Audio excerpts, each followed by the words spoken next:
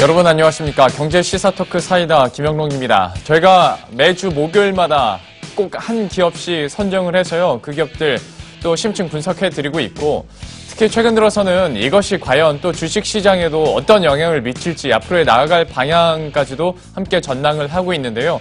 여러분들의 투자 스펙트럼을 더 넓힐 수 있는 그런 매주의 기회가 되지 않을까 싶습니다. 오늘은 그래서 NH농협금융지주에 대해서 함께 알아보도록 할 텐데요. 이 기업에 대해서 또 함께 분석해 주실 세 분 소개해 드리도록 하겠습니다. 참좋은경제연구소의 이인철 소장, 최영일 경제시사평론가, 중앙대학교 경영학부의 이관영 교수와 함께 하도록 하겠습니다. 어서 오십시오. 안녕하세요. 안녕하세요. 예. 자, 그러면 먼저 주제 영상부터 화면 통해서 함께 확인하시고 본격적으로 토크 시작해 보도록 하겠습니다.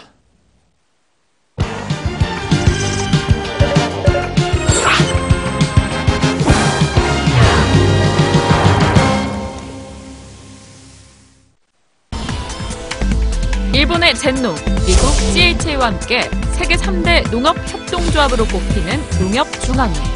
반세기가 넘도록 농업인과 국민의 경제 발전을 위해 자리를 지켜온 농협은 기존의 가치는 보존하면서 새로운 시대의 흐름에 맞춰 꾸준히 진화하고 있다. 미래 먹거리를 발굴하고 농가소득 5천만 원 시대를 앞당기려는 농협의 현재, 지금 어디쯤 와 있을까?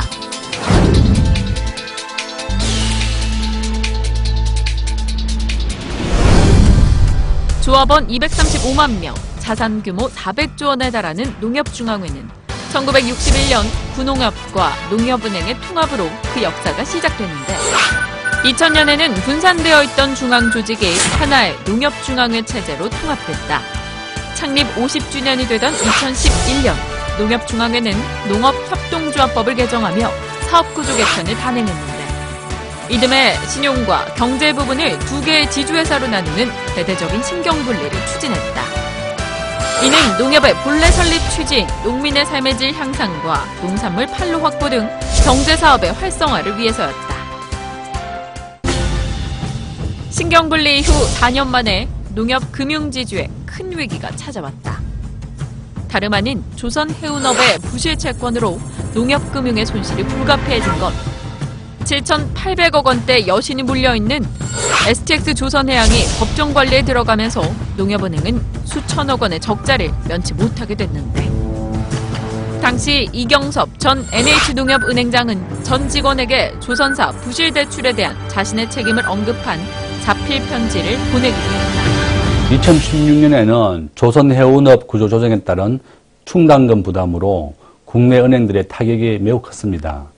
주력 계열사였던 농협금융은 STX그룹과 창명해운 등 조선해운업에 대한 충당금 부담으로 단기 순손실을 면치 못했습니다.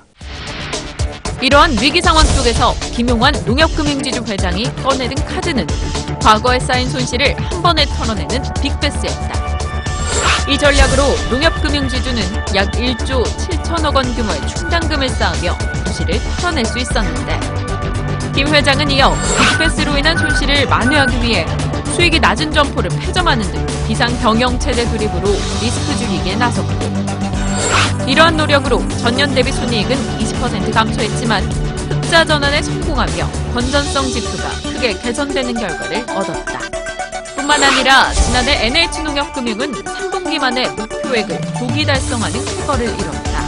농협금융은 기업이 과거에 쌓인 부실을 한 회계연도에 모두 반영하는 회계기법인 빅백스를 과감하게 진행해 부실 채권을 정리했습니다. 그래서 2016년도에는 단기 순이익을 1,100억 정도로 낮췄었습니다. 최근 농협금융은 디지털 혁신을 강조하고 나섰는데 2016년 출시한 모바일 플랫폼 오런뱅크는 출시 5개월 만에 50만 명의 사용자를 확보했으며 4차 산업혁명에 대응하는 신기술을 활용해 디지털 금융사로의 전환을 선언했다. 농협금융 역시 다른 금융사들처럼 4차 산업혁명의 핵심은 디지털이라고 인식하고 있습니다. 올해 디지털 금융사 전환에 더 속도를 높이고 있는 중입니다. 글로벌 사업도 확대하고 있는데 2022년까지 현재 3% 수준인 그룹 내 해외 사업 비중을 10% 수준으로 끌어올리는다는 입장을 밝히기도 했습니다. 농촌에 뿌리를 두고 농민들을 위해 탄생한 NH농협. 미래 성장 동력을 발판 삼아 그리는 농협의 미래를 업계는 주목한다. 네, NH 농협금융지주에 대한 관련 영상을 함께 보셨습니다. 마지막 말이 참 와닿는 것 같아요. 농촌에서 이제 농민들을 중심으로 시작한, 그렇기 때문에 여타 다른 금융사와는 뭔가 그냥 머리로는 알겠는데 가슴으로 받아들이는 느낌이 약간 다르지 않을까 싶습니다. 하다 보니까 첫 번째 질문은 이 기업에 대해서 뭐 우리가 좀 냉철하게 분석하고 뭐 그런 거 하기 전에 두 분께 먼저 평론가님과 이제 소장님께 NH농협 이거보다 농협이라고 하면 어떤 느낌일지 좀 한마디씩 해주시죠. 사실 저는 시골 출신이어서 예. 다른 일반 민간은행보다 농협이 굉장히 친숙합니다. 네. 농협이 사실은 뭐 지주사로 이제 전환하는 게 이제 최근의 일이고 1960년대부터 태생을 했습니다. 농협은행이라는 이제 협동조합이죠. 그러니까 민간 자본이 어떤 공적 자금이 투입된 게 아니라 조합원들이 출자를 해서 만든 회사 농협으로 예. 출발을 한 겁니다. 이게 태동이 돼서 이제 이후에 뭐 자체 설립과 이제 인수합병을 거치면서 여러 사업 분야가 커지는 거죠. 뭐 증권, 선물, 캐피탈, 뭐 자산 운용 여러 개 이제 금융지주사로 커지는데 사실은 이 당초 목적이 이 조합원들의 삶의 질 향상과 앞서 뭐 리포트에서 확인하셨습니다만 어떤 농산물 판로 확보가 굉장히 심각하거든요. 예. 지역의 경우에는 이제 흉작이냐 풍년에 따라서 농산물 가격의 편차가 굉장히 심합니다. 이걸 이제 맡아서 이런 우리가 늘 지적하고 있는 유통구조의 문제점을 좀 해결해 줄 수 있는 방안으로 농협이 굉장히 그 농민들한테는 큰 힘을 얻어왔고 사실 2012년 이제 신경분리 이전에는 농민들은 상당히 반대를 했습니다. 예. 신경분리를. 왜냐하면 신용 부분이 워낙 이제 탄탄하고 이제 돈을 벌 수 있는 부분이어서 경제 부분, 특히나 유통으로 대변되는 이제 경제 지주의 경우에는 다소 이제 좀 멀어지는 게 아니냐. 농협의 근본 취지, 설립 취지와는 맞지 않다라고 했지만 어쨌든 이제 금융 지주회사로 전환을 했고 그리고 이제 사업 다각화를 모색을 하고 있는데 결국 보면 그래도 보면 여전히 우려했던 것처럼 한쪽으로 은행 쪽으로 예. 전부 이 지주의 어떤 순익 대부분이 이제 쏠리는 구조는 뭐 다른 민간 금융회사 별반 차이가 없어진 그런 게 사실입니다. 참 저는 처음 시작하는 거라 가볍게 질문 던져왔는데 굉장히 전문적인 답이 돌아왔어요. 이번에 평론가님께서도 그냥 그래서 이 소장님과 반대 입장이에요. 저는 도시 출신이라 예. 농협은 농민들을 위한 협동조합에서 출발했다. 네. 이게 반감을 가질 일은 아니에요. 근데 그럼요. 문제는 예. 뭐냐면 이 일반 서비스 시장에서 이게 강점일 수도 있지만 뿌리 정체성 측면에서는 예. 이게 또 딜레마일 수밖에 없는 게 시중은행이라는 느낌이 안 드는 거예요. 농협 그럼 같은 그룹이 축협도 있고 수협도 있단 말입니다. 예. 아, 협동조합이구나 이렇게 생각을 하다 보니까 시중은행 그럼 뭐 국민, 하나, 외환 사실 외환이나 기업도 일반은행은 아니었죠 과거에는 나름의 이제 목적을 가진 은행이었는데 네. 일반화됐는데 그래도 이 산업화 과정에서 다른 은행들에 대한 반감은 없는데 이 브랜드에 대한 반감이 좀 있는 겁니다. 그럼 도시에서는 농협은 농민들의 이익을 위한 거니까 네. 나의 이익을 위한 건 아니지 않나? 그럼 서비스는 일반 시중은행에서 받아야지.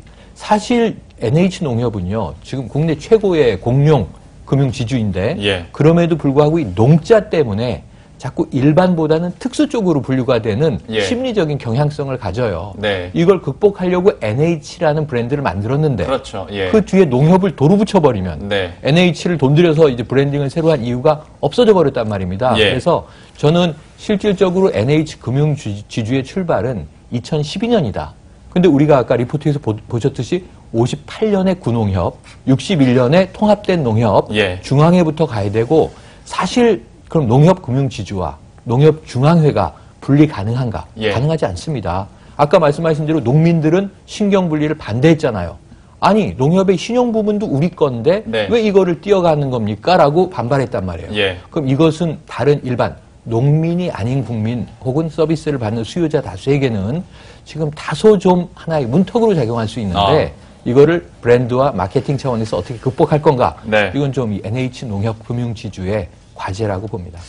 다들 입이 근질근질 하신 것 같아요. 진짜 가볍게 질문을 던졌는데 도시와 시골 출신부터 시작해가지고 뭐 네이밍 기법까지 지금 나오고 있으니까요.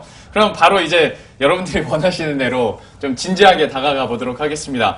금융지주 얘기를 그러면 이제 해보도록 하죠. 농협금융지주로 이렇게 바뀐 지 2012년이었잖아요. 그때 네. 당시 설명 좀 해주시겠습니까? 원래 이제 금융지주로 설립을 하고 이제 뭘 분리를 시키기로 원래 생각을 했던 예. 거는 좀 오래됐습니다. 뭐 90년대부터 이미 이 조합원을 위해서 만들어진 것인데 비조합원들을 통한 수익 창출 이런 쪽에만 치중을 하고 있으니까 예. 조합원들을 위한 어떤 실질적인 좀 보장이 좀 있어야 될 것 같다. 그래서 그러한 움직임들이 좀 많이 있었고요. 네. 그게 이제 좀 더 불거지게 되면서 단계적으로 그럼 2017년까지 좀 분리를 하겠다라고 시작을 해놨는데 문제는 2008년에 이제 글로벌 크라이시스가 딱 생기면서 네. 이게 그 농협에 좀 큰 타격으로 좀 다가왔죠. 그러다 보니까 이걸 좀 빨리 진행을 해야 되겠다. 이렇게 되다 보니까 2011년도에 이제 법을 바꿔가면서 예. 뭐 구체적으로는 빨리 좀 진행을 하자 해서 이제 신경분리를 지금 단행을 하게 되었죠. 지금 이제 농협 경제지주, 금융지주 이렇게 화면 통해서 그 안을 보고 계신데요. 이 중에서 이제 농협금융 안에서도 7개의 자회사가 또 있지 않습니까? 여기 안에서는 좀 어디가 가장 그래도 효자 노릇하고 있나요? 뭐 금융지주들을 이제 대체적으로 보시게 되면은 대부분이 은행권에 치중을 하고 있는 것들이 좀 보입니다. 예. 물론 이제 농협 경우에도 은행권에 치중을 하고 있는데 그럼에도 불구하고 다른 시중 은행들에 비해서는 좀 기여도가 좀 낮은 편이고요. 네. 그 전에는 이제 손해보험이라든가 보험 쪽에 좀 치중이 되어 있었었는데 이쪽에 수익성이 좀 떨어지다 보니까 최근에는 오히려 우리투자증권을 이제 인수하고 나서 증권 쪽이 지금 이제 조금 더 좀 효자 노릇을 하고 있다. 근데 그럼에도 불구하고 이 증권이 지금 전부 100% 소유가 되어 있는 상황이 아니기 때문에 예. 한 49% 뭐 이 정도 되거든요. 그래서 그렇다 보니까 뭐 수익 기여도는 굉장히 높아지고 있는데 아직까지는 이렇게 뚜렷한 그것을 보여주고 있지는 않습니다. 알겠습니다. 그러면 얘기를 하신 김에 교수님께 다시 한번 그 실적에 대해서 교수님께서 실적에 대해서만 얘기를 해주시면 제가 그 나중에 그걸 듣고 평론가님께 추가 질문을 한번 드려보도록 하겠습니다. 우선 최근 실적이 어땠는지부터 그 흐름 한번 파악해 주시죠. 뭐 전체적으로 봤을 때는 실적이 상당히 좀 많이 호전이 됐습니다. 네. 2016년도에 이제 실적이 조금 더 좋아진 걸로 나타나는데 그것은 뭐 아까 그 영상에서도 보셨다시피 빅베스를 단행을 하면서 그 조선과 이런 쪽에 있었던 부실들을 털어내는 과정을 거치고요.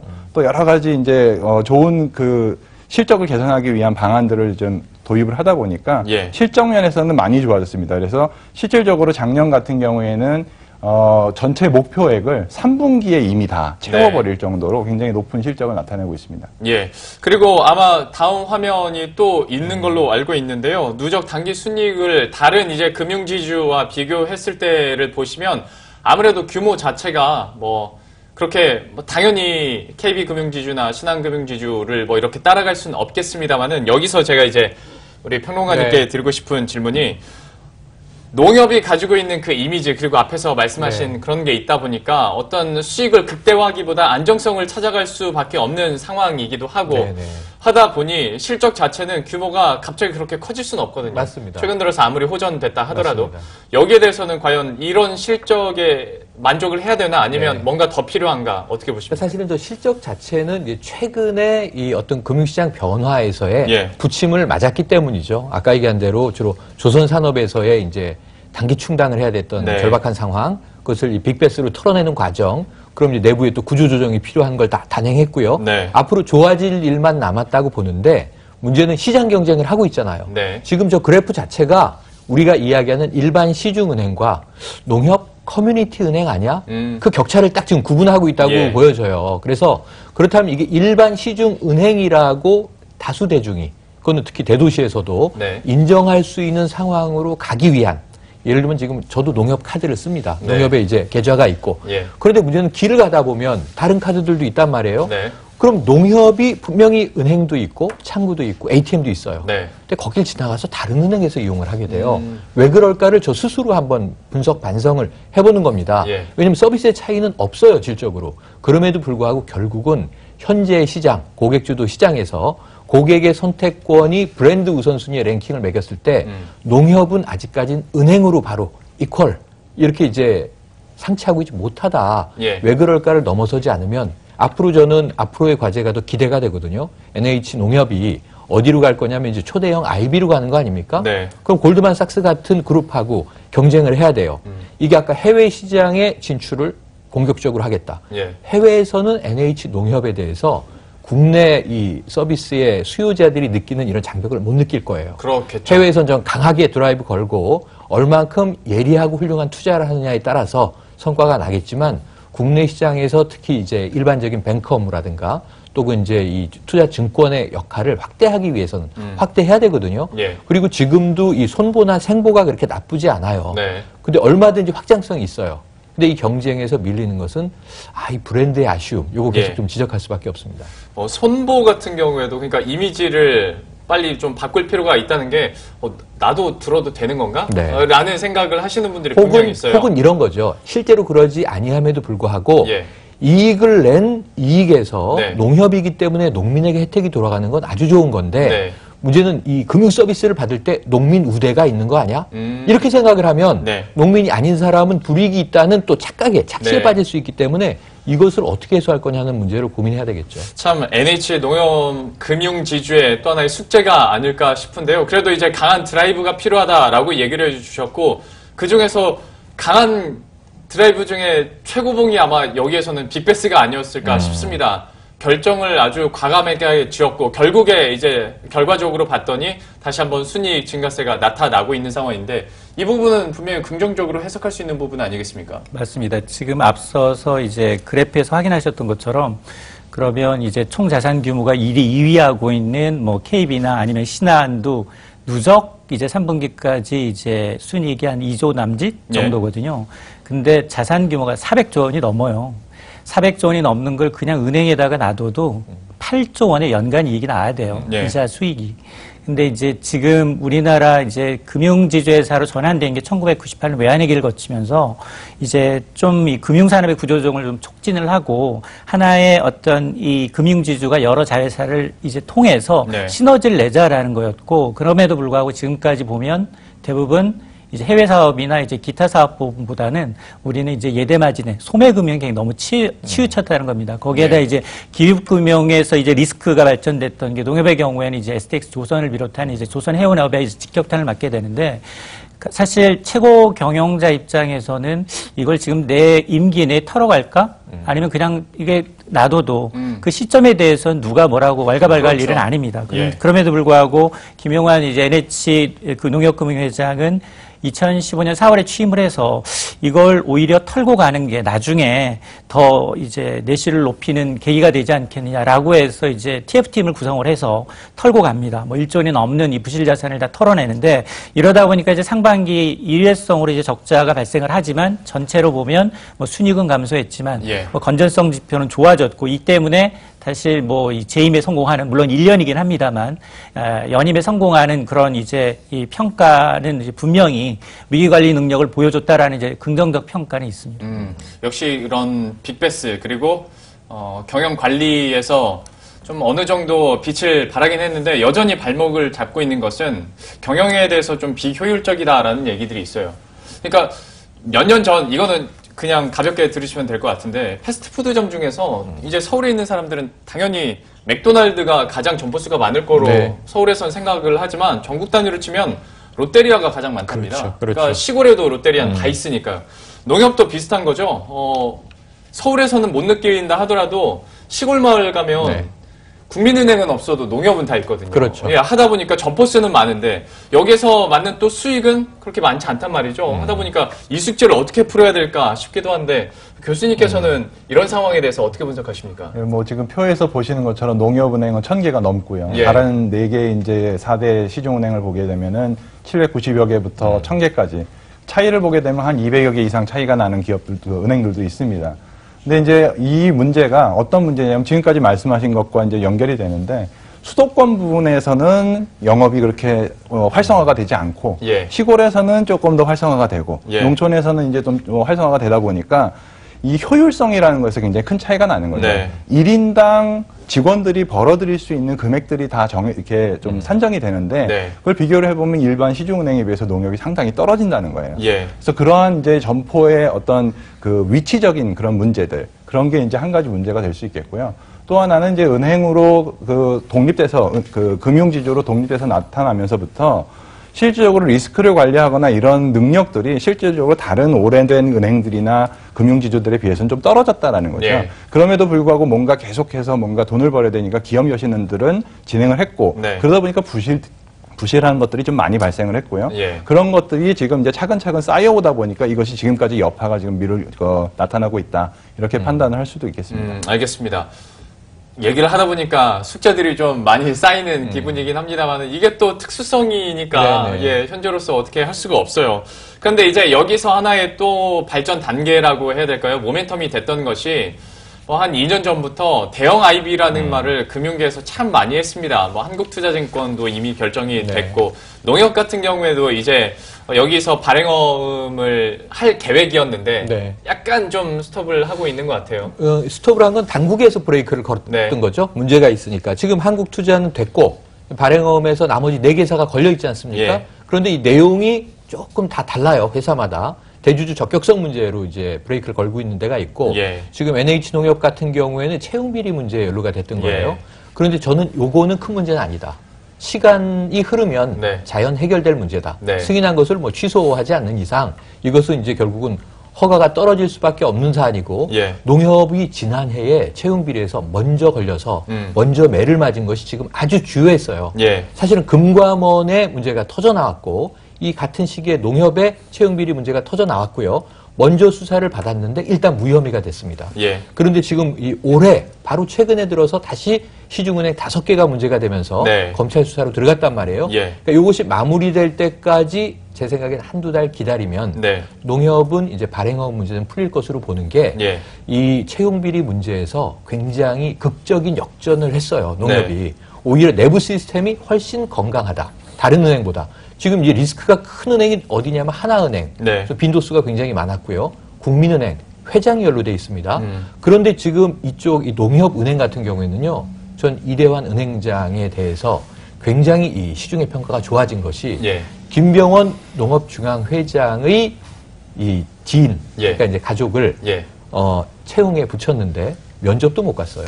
어. 그러니까 이것이 내부 시스템이 그만큼 깨끗하다라는 게 오히려 네. 역으로 드러났어요. 예. 이런 면에서는 저는 또 이 김용한 지금 금융지주 회장의 앞으로의 연임 가능성도 이제 내다보고 있는데 굉장히 악재가 호재로 전환된 측면이 있어서 네. 좋은 모멘텀이다. 이 시그널을 가지고 계속 밀어붙여서 발행어음 문제는 시간 문제라고 보고 예. 앞으로 좀 이제 내부의 시스템 개혁에는 앞서갈 수 있는 호기를 맞았는데 예. 문제는 그러다 보니까 아까 5개 T로 예. 브랜드 문제 정도를 제가 짚는 겁니다. 예. 그러니까 비효율이라고 말씀하셨는데 이게 비효율이 아니라 네. 농촌에선 농협이 가족이란 말이에요.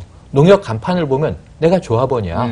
여기 가서 뭐든지 요구해도 돼. 예. 이런 아주 좋은 마인드. 이건 좋은 거죠. 이 친화성이라고 네네. 하는 건. 근데 도시에서는 역으로 느끼게는 이 괴리감, 거리감. 이걸 어떻게든 극복할 수 있다면 이 NH농협 금융지주는 성장 가능성 굉장히 높다. 그래서 이게 비효율이라고 보기보다는 정체성을 정리해야 할 시점에 온 것 같다. 이 조언을 좀 드리고 싶습니다. 그 채용비리 얘기 나온 김에 소장님께도 관련해서 한번 여쭤볼게요. 농협 측에서는 이걸 세용지마라고 해야 될지 호사다마라고 해야 될지 모르겠습니다만은 채용비리 같은 이슈 가지고 약간 묘하게 흘러가더니 지금 오히려 더 득을 보고 있는 상황인 것 같습니다. 어떻게 해석하십니까? 사실 금감원이 11개 시중은행에 대한 이제 2차례 걸친 조사였습니다. 과거 5년 거까지 이제 들쳤으니까 예. 꽤 이제 심오하게 펼쳤었고 앞서 지적하셨던 것처럼 사실 농협의 경우에는 지난해 이미 금감원이 한번 적발이 돼서 예.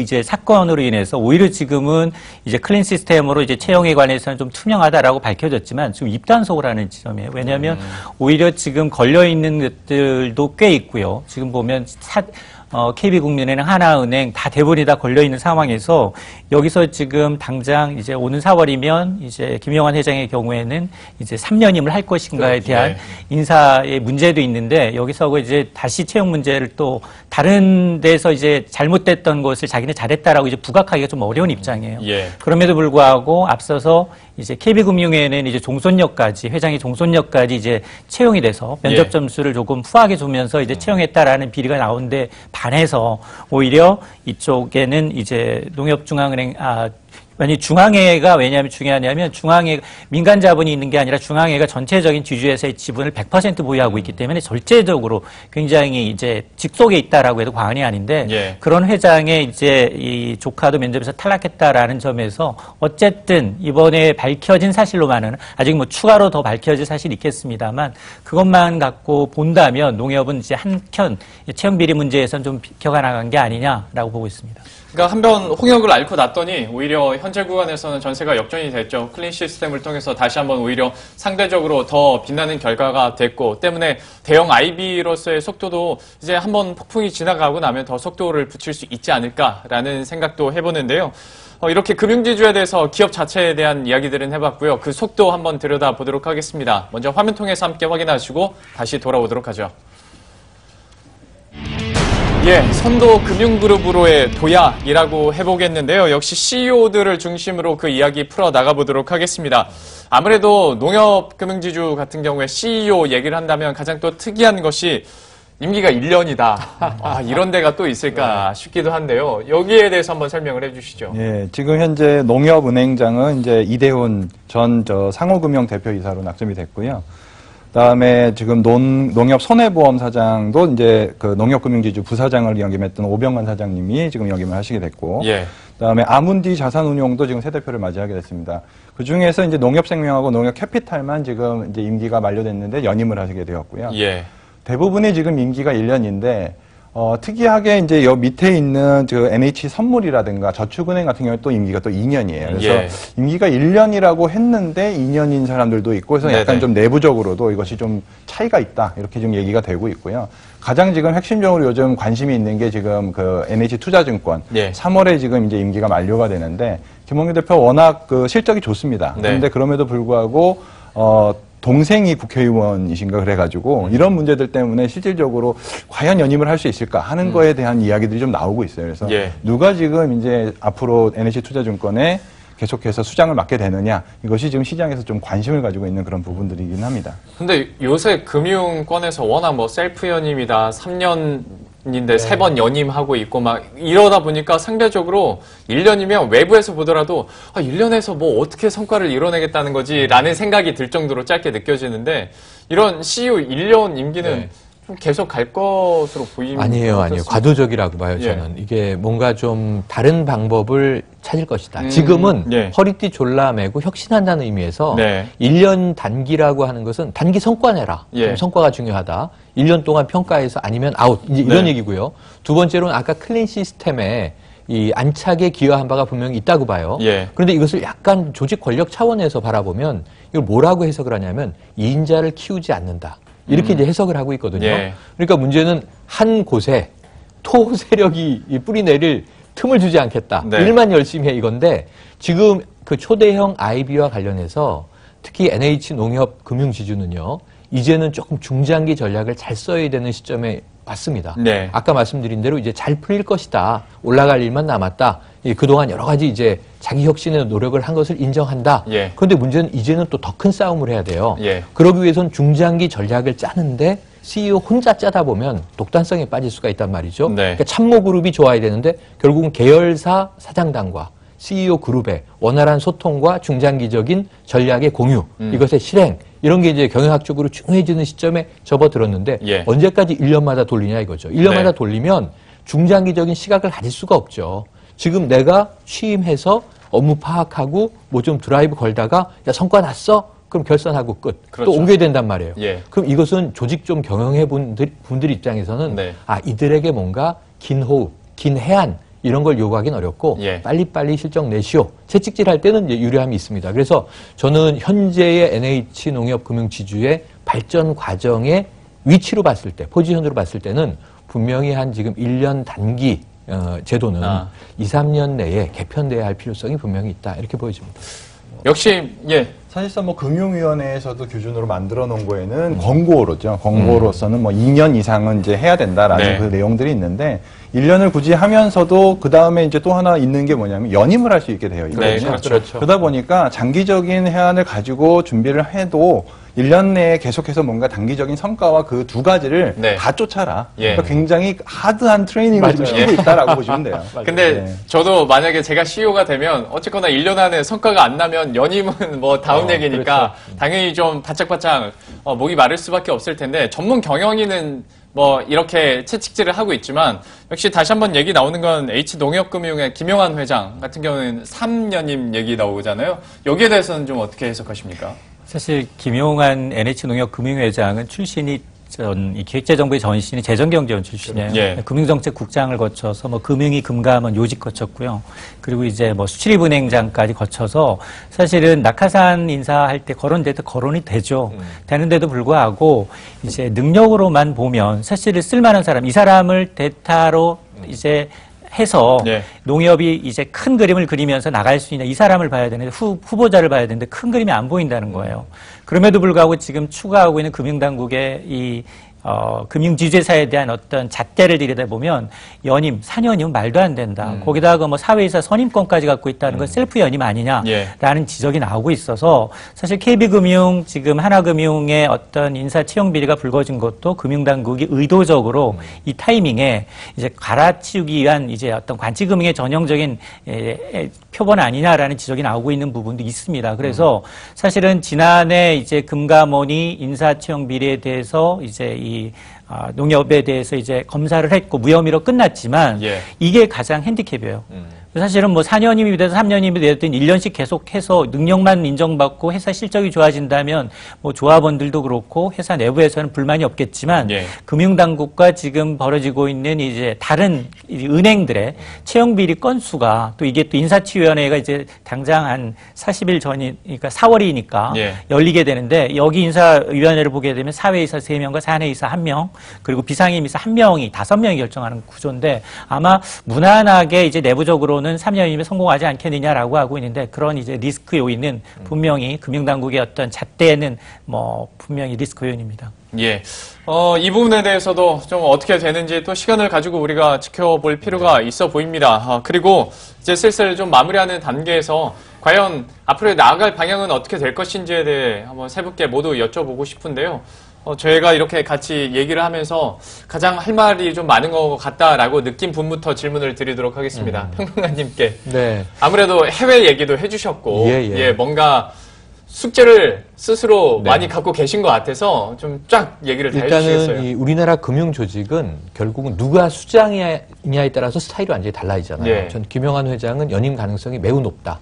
그런데 다른 주인 없는 대형 금융 조직과 다르게 네. 여기는 한 명의 강한 영향력을 행사할 수 있는 인물이 있죠. 네. 아까 구조에서 보셨지만 그렇죠. 두 개 지주사 위에 중앙회가 있어서 예. 김병헌 회장의 이 그야말로 연임을 인정할 것이냐, 네. 노할 것이냐 네. 영향력이 가장 큰데 지금 중앙회 입장은 늘 공식적으로 나오고 있는 게 우리는 지주사의 인사에 영향을 주지 않겠다. 근데 여기서 이제 입김 얘기 네. 나온. 그러니까 입김은 이제 보이지 않는 거죠. 예. 하지만 그 힘은 느껴지는 거죠. 네네. 그래서 김병헌 그 회장의 의중이 무엇이냐가 매우 중요하다.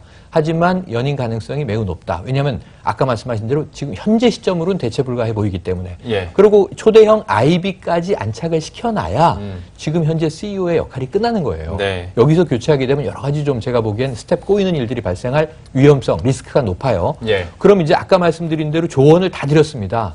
브랜드 좀 어떻게 해주세요. 예. 근데 이게 이름을 바꾸고 간판 바꾸는 문제가 아니라 정체성을 좀 확정해야 됩니다. 예. 그럼 금융지주만은 거기서 번 돈이 중앙회를 통해서 농민들에게 뿌려지는 것 얼마든지 이것은 좋고 네. 협동조합으로서의 순환은 다 돼. 금융지주만은 서비스 조직으로서의 첨단화에 박차를 가할 수밖에 없다.